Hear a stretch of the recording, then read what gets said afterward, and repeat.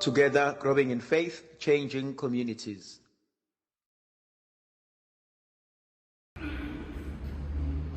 Makathunyiswe uJesu Kristo.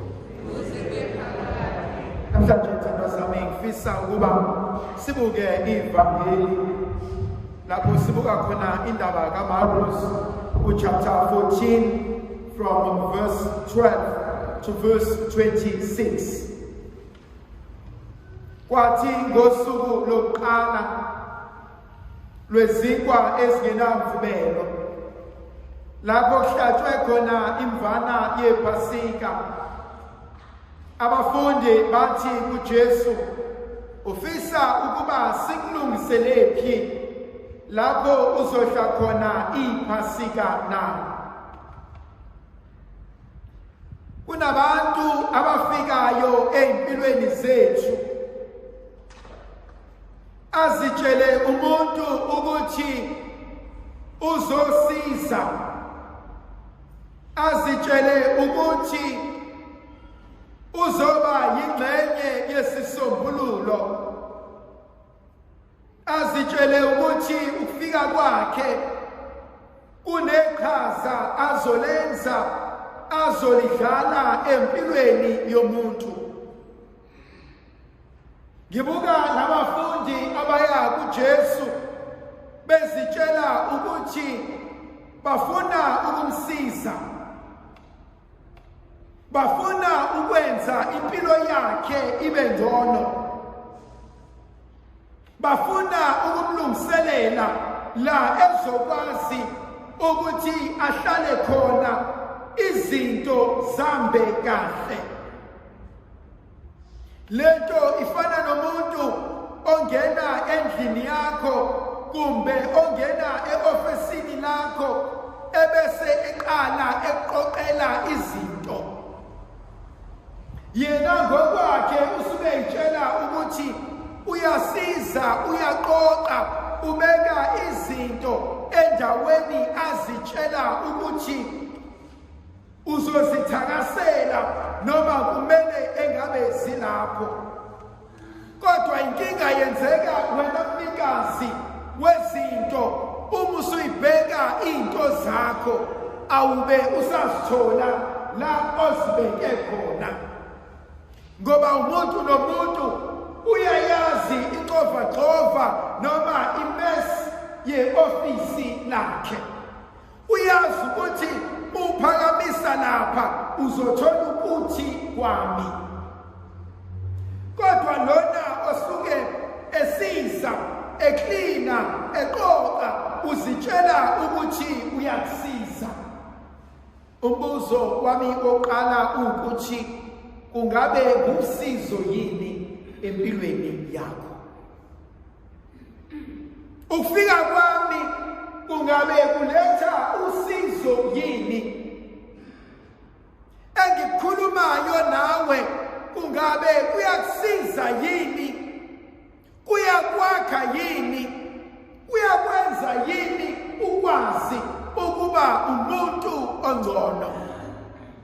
Ngoba ithandwa zami kungenzeka ngizitshele ukuthi ngiyasiza kanti ngiyabulala. Kungenzeka ngitshele ukuthi ngiyadingeka kanti angisadingeki. Kungenzeka ngizitshele ukuthi ngibalulekile kanti angibalulekanga. Umbuzo uthi umuntu nomuntu akake azibuze, ngisadingakala yini empilweni yakho? Ngilusizo yini empilweni yakho? Ngiyakwazi yini ukuba ngikukhanyisele ubone izinto ezijulile nezibalulekile empilweni yakho? Pointi yami yesibili ithi lezi insizwa ezifisa ukusiza uJesu ngokumfunela indawo azodlela khona, zona zithi zifuna uJesu ajabule, azazi ukuthi uJesu leli yiPasika lakhe lokugcina alidla nabafundi bakhe. Which leads me to a point ebalulekile. Kulaba ukujabula, kuJesu ukufa. Thandwa zami, abantu bayasibuka sigcwele endlu kaNkulunkulu, banabazi ukuthi kwenzakalani empilweni yakho.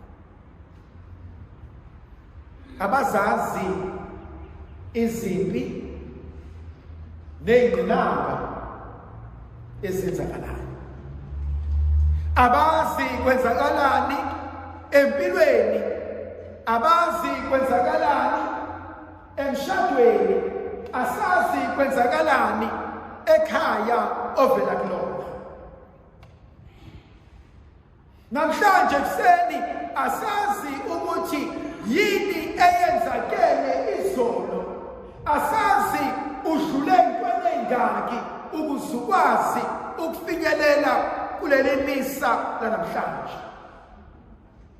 Ngike ngayisho lento ngaphambilini,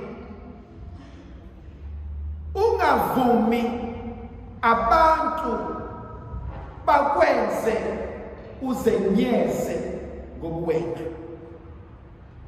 ngokuba abazi ukuthi udlulephi empilweni yakho, abazazi izinto ozulwayo, ababazi ubunzima obhekene nabo.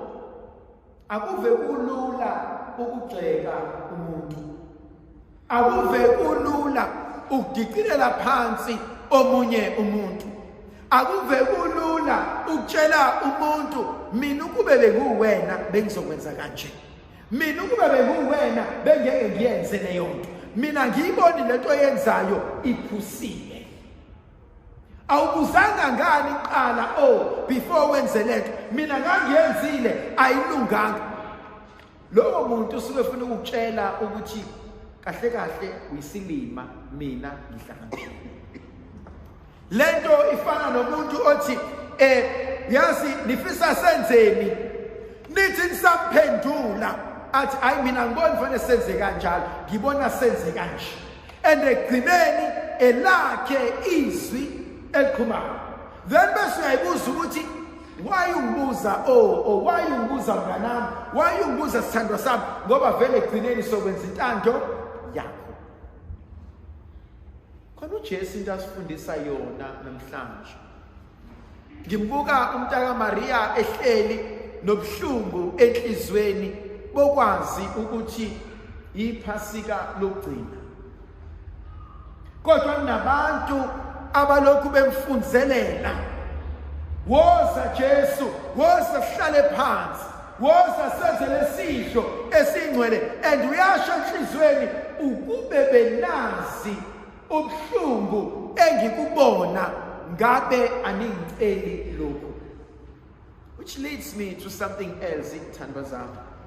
Akuve kulula ukudilika omunye umuntu. Ngifane ngikhulume ngingacabanganga, kanti angazi ukuthi esengikusho kuyena uyamlimaza enhlizweni nasemoyeni wakhe.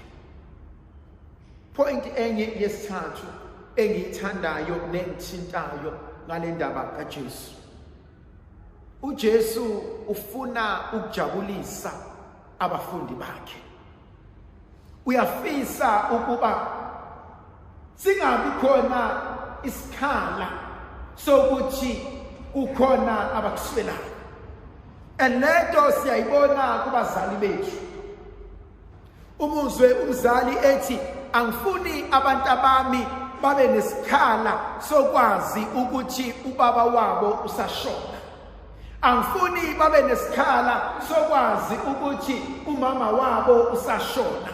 Angifuni bazwe ukuthi abazali abasenabo. And when abazali benza izinto that under normal circumstances bebengeke bazenze, and so bazenza ukuze bajabulise labo ababathandayo. But so true nathi empilweni zethu. Kunezinye izinto esizenzayo ukuze singaphoxi, singadumazi ababalulekile empilweni zethu.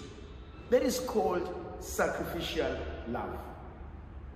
uJesu uthi ngizokhohlwa ngibe eceleni ngobuhlungu engibuswayo.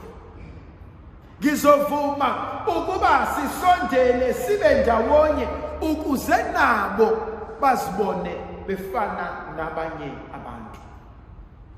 The other thing uJesu ayivezayo, niyafuna siyodla but anginayo indawo engizodlela khona. Have you ever thought of uJesu njengomuntu ongenalo ikhaya? He was homeless. Akanalo ikhaya. Usawushiyile umuzi kaMaria. Usahleli encika kubantu azwana nabo, ahlekisana nabo. Thandwa zami, how many of us are in a relationship because emotionally I'm attached to you, financially I'm dependent on you. Ukube benginawo amandla ngabe kade ngajobuka kwena. Lobungani bethu ngabe kade ngasuka kubona. But the only reason why ngina is because abekho abanye abangani enabo eThekwini ngaphandle kwakho. Abekho abanye abangani engithi mangifuna indawo yokuzolala banginikeze ngaphandle kwakho. Kodwa wena kahle kahle usungimna. Bangaki abahleli bathi Nkosi ngipha amandla, ngithole ngikudingayo khona ngizokwazi ukusuka ngikwazi ukuyiphilela mina nabantu bami.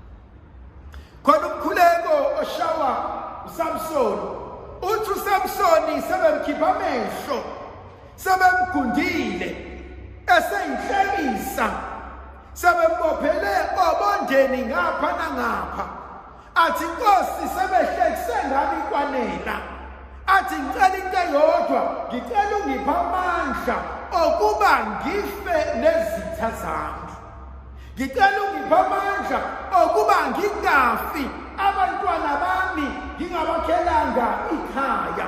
Ngicela ukuba ngingafi ngingabuyelanga emzini kababa nomama. Ngicela ukuba ngingafi ngingamtholanga umntwana wami engamshiya entabeni. Ngicela ukuba ngingafi ngingayilungisanga izinto zemizi yami. Bangaki kuthina abanenkinga yokuthi amehlo angeke bakwazi ukwavala ngoba kunezinto abangayilungisanga. Bangaki kuthina abanenkinga yokuthi umphefumulo angeke uphume ngoba khona la abangadlulanga khona. Jesu namhlanje ngenkonzo sinikeza yona uthi ngizokwenza kodwa kumele ngidlule la. The last point engifuna ukuyisho ithandwa zami, as isikhula emhlabeni kunama challenges, kunezinto ezinzima esisabayo ukuthi sibhekane nazo, kodwa ekugcineni akekho oyosilungisela zona ngaphandle kwami uqobo lwami. uNkulunkulu somandla kasinikeza amandla igracia lokuba sikwazi ukumelana nezimo. Indlovukazi yezulu isikhulekise ngoyise nendodana nomoya ocwebileyo. Amen.